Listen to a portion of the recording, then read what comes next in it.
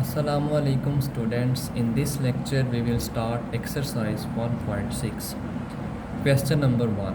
Use matrices if possible to solve the following systems of linear equations by the matrix inversion method, the Cramer's rule. Students, question number 1 में हमें different systems of linear equations को solve करना है दो method से. First method is the matrix inversion method and the second method is the Kramers rule. इस lecture में हम सिर्फ मैट्रिक्स इन्वर्जन मेथड डिस्कस करेंगे. स्टूडेंट्स, किसी भी सिस्टम ऑफ लीनियर इक्वेशंस को सॉल्व करने का मतलब ये होता है कि उसमें मौजूद वेरिएबल्स की वैल्यूज़ फाइंड करना. अब इन दो इक्वेशंस में x और y वेरिएबल्स इन्वॉल्व हैं, तो इसको सॉल्व करने का मतलब ये होगा कि हमें x और y की वैल्यूज़ फाइंड करनी है. सॉल्यूशन, और हमने इसको मैट्रिक्स इन्वर्जन मेथड से करना है. Solution 2x minus 2y is equal to 4, 3x plus 2y is equal to 6. सबसे पहले हम इस सिस्टम ऑफ लीनियर इक्वेशन को मैट्रिक्स फॉर्म में लिखेंगे क्योंकि क्वेश्चन है यूज़ मैट्रिसेस, तो इन दोनों मेथड्स में हम मैट्रिक्स का ही यूज़ करेंगे. सबसे पहले इसकी मैट्रिक्स फॉर्म लिखेंगे इन मैट्रिक्स फॉर्म. अब मैट्रिक्स फॉर्म कैसे लिखते हैं स्टूडेंट्स? जो कोफिशेंट्स हैं वेरिएबल के 2, -2, 3 एंड 2, इनका एक मैट्रिक्स बनता है 2, -2, 3 एंड 2. जो सिंबल ये होगा वही यहाँ पे भी यूज़ होगा. ये और ये पॉजिटिव है, सिर्फ ये नेगेटिव है, तो यहाँ पे -2 यूज़ हुआ है. तो ये एक मैट्रिक्स है कोफिशेंट्स का. नेक्स्ट मैट्रिक्स बनेगा वेरिएबल्स का. तो दो ही वेरिएबल्स हैं, तो हम इनका एक कॉलम बनाएंगे x and y is equal to एक मैट्रिक्स बनेगा इन कॉन्स्टेंट्स का 4 एंड 6. तो ये इसकी मैट्रिक्स फॉर्म होगी. हर क्वेश्चन में हमें मैट्रिक्स फॉर्म बनानी है मैट्रिक्स इन्वर्जन मेथड से, तो सेम प्रोसीजर ही होगा. एक मैट्रिक्स कोफिशिएंट्स का, सेकंड मैट्रिक्स वेरिएबल्स का and third matrix in constants का.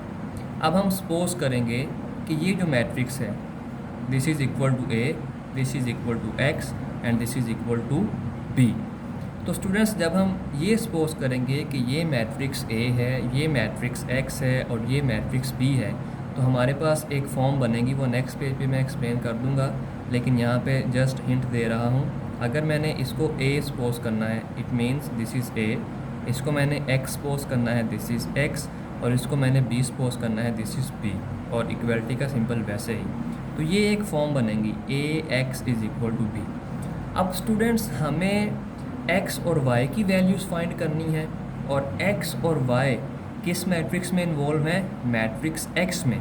इट मीन्स हमें मैट्रिक्स x फाइंड करना है. तो इसके लिए मैट्रिक्स a जब इस साइड पे शिफ्ट होगा तो इसका इन्वर्स हम ले लेंगे.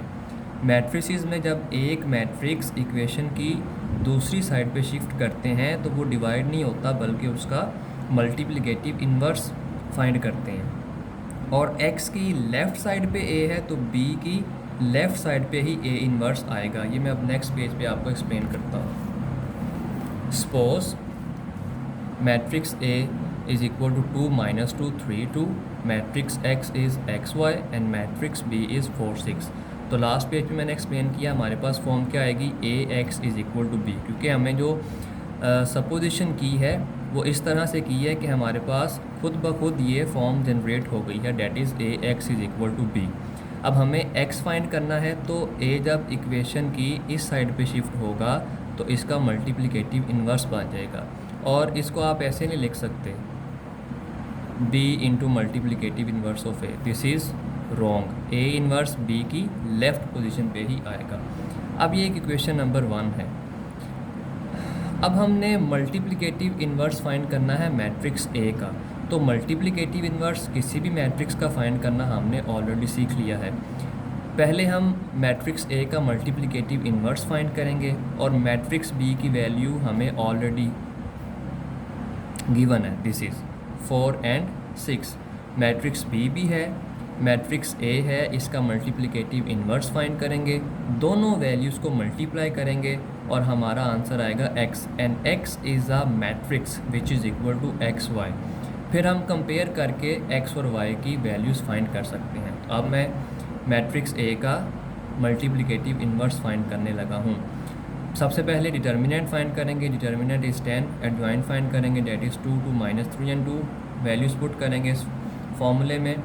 तो A inverse is equal to 1/10 into 2 2 -3 and 2, this is the value of A inverse and this is the value of B। अब इस इक्वेशन में A इनवर्स और B की वैल्यूज़ पुट करूँगा और सिंप्लीफाई करूँगा। Putting the values of A inverse and B in equation 1। अब equation 1 थी x is equal to A inverse into B, तो ये A इनवर्स की वैल्यू है और ये मैट्रिक्स B की वैल्यू है। इन दो मैट्रिसेस को मल्टीप्लाई करेंगे, हमारा रिज़ल्ट आएगा 20 एंड 0, और 1/10 से हर एंट्री को मल्टीप्लाई करेंगे तो हमारा रिज़ल्ट आएगा 2 0। अब मैट्रिक्स x स्टूडेंट्स जब हमने सपोज किया था तो मैट्रिक्स x हमारा x और y था। x की जगह हम x और y मैट्रिक्स लिख सकते हैं, तो इस x की जगह हम ये वाला मैट्रिक्स लिख सकते हैं क्योंकि ये दोनों इक्वल हैं। अब x y is equal to 2 0, students ये दोनों इक्वल मैट्रिसेस हैं और हम कंपेयर करेंगे। कंपेयर करने पर हमें x और y की वैल्यूज़ मिल जाएंगी, x is equal to 2 and y is equal to 0।